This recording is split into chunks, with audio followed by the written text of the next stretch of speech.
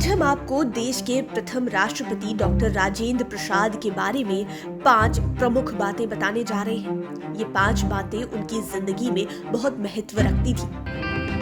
राजेंद्र बाबू student life में health के मामले में थोड़ा कमजोर थे, लेकिन वे अपने कमजोर हेल्थ के बावजूद एक गंभीर एवं प्रतिभाशाली छात्र थे और स्कूल कॉलेज दोनों में ही उनका रिजल्ट बहुत ही अच्छा रहा। तब कलकत्ता विश्वविद्यालय की प्रवेश परीक्षा में राजेंद्र बाबू प्रथम रहे और उन्हें 30 रुपए महीने की छात्रवृत्ति भी मिली। उन दिनों 30 रुपए बहुत ज्यादा होते थे। उससे भी बिग अचीवमेंट यह था कि पहली बार वो बिहार का कोई छात्र परीक्षा में फर्स्ट आया था। यह वाकया साल 1902 में हुआ था, जब उन्होंने कोलकाता के प्रेसिडेंसी कॉलेज में प्रवेश लिया था। लेकिन यह क्या, वे क्लास में सब स्टूडेंट्स को देखकर हैरत में पड़ गए।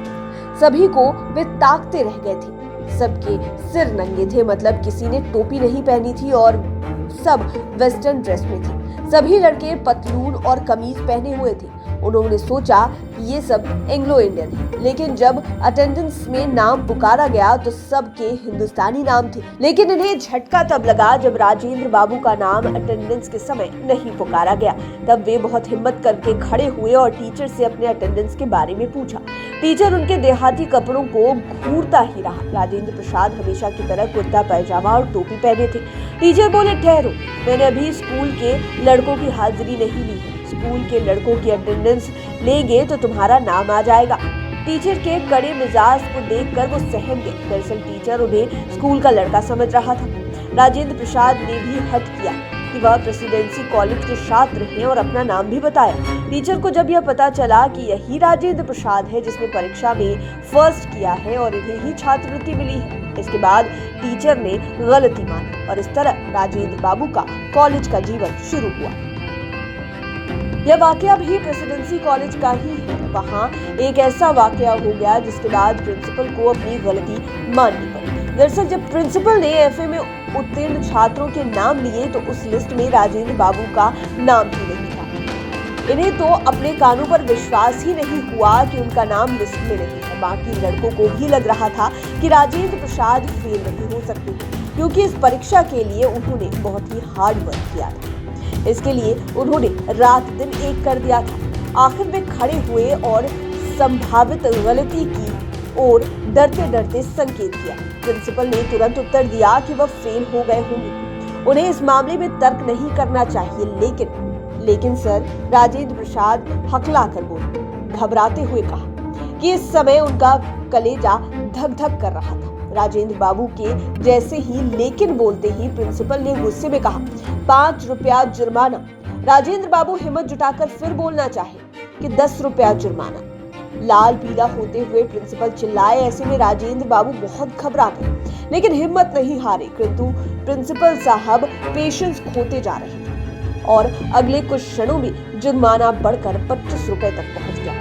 एकाएक हेड क्लर्क ने प्रिंसिपल साहब को पीछे से बैठ जाने का संकेत दिया। उन्हें बताया गया कि एक बहुत बड़ी गलती हो गई। पता चला कि वास्तव में राजेंद्र प्रसाद कक्षा में फर्स्ट आए थे।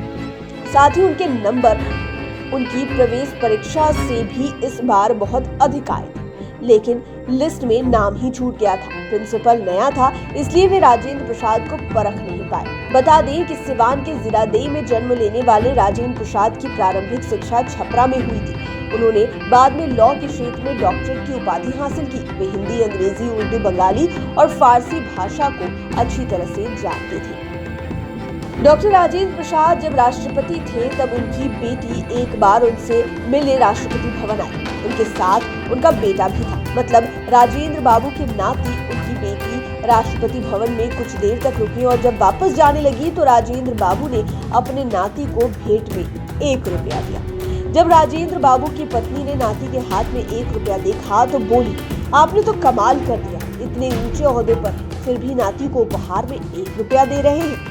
राजेंद्र प्रसाद सहजता से बोले, क्या 1 रुपया कम है? तुम ही सोचो, जितना मेरा वेतन है और जितने इस देश में बच्चे हैं, यदि सभी को 1-1 रुपया दूं तो क्या मेरे वेतन से पूरा पड़ सकता है? इस उत्तर को सुनकर उनकी पत्नी कुछ भी नहीं बोल पाई। वे राजेंद्र बाबू के आगे निरुत्तर हो गई। ऐसे महान व्यक्तित्व के धनी थे हमारे राजेंद्र प्रसाद। वे भारतीय राष्ट्रीय कांग्रेस के अध्यक्ष भी बने। उन्होंने स्वर्ण पदक के साथ MLM और PhD की। महात्मा गांधी के असहयोग आंदोलन में शामिल होकर जेल यात्रा भी की। आपको शायद पता हो कि राजेंद्र बाबू का पटना से काफी लगाव था और उनका अंतिम समय सदाकत आश्रम में बीता था। पटना में ही उन्होंने अंतिम सांस ली थी। लेकिन शायद यह नहीं पता हो कि उनका पटना नगर निगम से गहरा नाता था। एक समय था जब वे पटना नगर निगम के चेयरमैन थे। वे 1923 में चेयरमैन बने थे।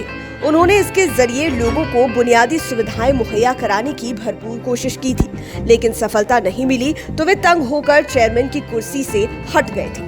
दरअसल राजेंद्र बाबू जब पटना नगर निगम के चेयरमैन बने थे तब उनका जोरदार विरोध भी हुआ था। उनके खिलाफ गुटबाजी तेज हो गई थी। गुटबाजी करने वालों का एक ही काम था कि राजेंद्र बाबू का हर स्तर पर विरोध करना। विरोधी प्रवृत्ति के होने के कारण काम में लंबा समय लगता था, किसी भी फैसले का पालन नहीं हो पाता था। इन सब वजहों से पटना नगर निगम का कोई काम आगे नहीं बढ़ पा रहा था। कहा जाता है कि किसी दिन तो पिछली बैठक की कार्रवाई की रिपोर्ट मंजूर करने में भी काफी वक्त लग जाता था। उस समय भी स्टाफ के बीच घुसखोरी की आदत कायम थी। तब बढ़ती गुटबाजी को देखते हुए राजेंद्र बाबू ने चेयरमैन पद से इस्तीफा दे दिया। लेकिन राजेंद्र बाबू का पटना से काफी अधिक लगाव था, तभी तो उन्होंने राष्ट्रपति बनने से पहले और बाद में अपना जीवन पटना में ही गुजारा था। उन्होंने अपने जीवन की अंतिम यात्रा बिहार विद्यापीठ परिसर में 28 फरवरी 1963 को पूरी की थी। सदाकत आश्रम में ही राजेंद्र बाबू ने अंतिम सांसें ली थी। राजेंद्र बाबू राष्ट्रपति बनने के मामले में रिकॉर्ड भी बना चुके थे। वे भारत के लगातार 2 बार राष्ट्रपति बने, वह भी तब जब पंडित जवाहरलाल नेहरू नहीं चाहते थे कि वे राष्ट्रपति बने। इसके बाद देश में अब तक कोई भी व्यक्ति 2 बार राष्ट्रपति नहीं बन पाया है। डॉक्टर राजेंद्र प्रसाद 26 जनवरी 1950 को पहली बार संवैधानिक रूप से राष्ट्रपति बने। इसी दिन इन्हें 21 तोपों की सलामी दी गई। 1952 में डॉक्टर राजेंद्र प्रसाद को पहली चुनी हुई संसद ने विधिवत पहला राष्ट्रपति बनाया। 13 मई 1952 को उन्होंने पद एवं गोपनीयता की शपथ ली। दूसरी बार 1957 को उन्होंने इस पद को सुशोभित करने का इतिहास रचा। 1962 में ही डॉक्टर राजेंद्र प्रसाद जीतने वाले थे, लेकिन उन्होंने पद त्याग कर दिया। इस प्रकार अब तक 2 बार राष्ट्रपति पद पर रहने का रिकॉर्ड उन्हीं के नाम है।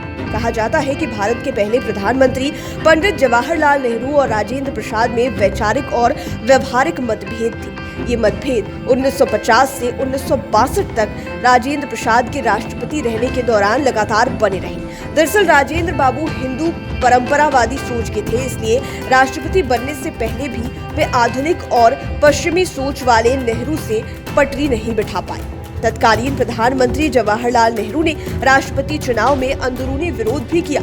इसके बाद भी राजेंद्र बाबू 2 कार्यकाल के लिए राष्ट्रपति चुने गए। कहा जाता है कि पंडित नेहरू सी राजगोपालाचारी को देश का पहला राष्ट्रपति बनाना चाहते थे, लेकिन सरदार पटेल और कांग्रेस के कुछ वरिष्ठ नेता डॉक्टर राजेंद्र प्रसाद के पक्ष में थे। आखिर नेहरू को कांग्रेस की बात माननी पड़ी और राष्ट्रपति के तौर पर राजेंद्र प्रसाद को ही अपना समर्थन देना पड़ा। दूसरी बार भी ऐसा ही हुआ। दूसरी बार सर्वपल्ली राधाकृष्णन का नाम आ रहा था, लेकिन अंतिम समय में उन्हें हटना पड़ा था। उम्मीद है ये वीडियो आपको पसंद आया होगा। इसी तरह के वीडियोस के लिए हमारे चैनल लाइव सिटीज को सब्सक्राइब कर लें, साथ ही फेसबुक पेज को भी लाइक करें। आप हमें ट्विटर पर भी फॉलो कर सकते हैं। धन्यवाद।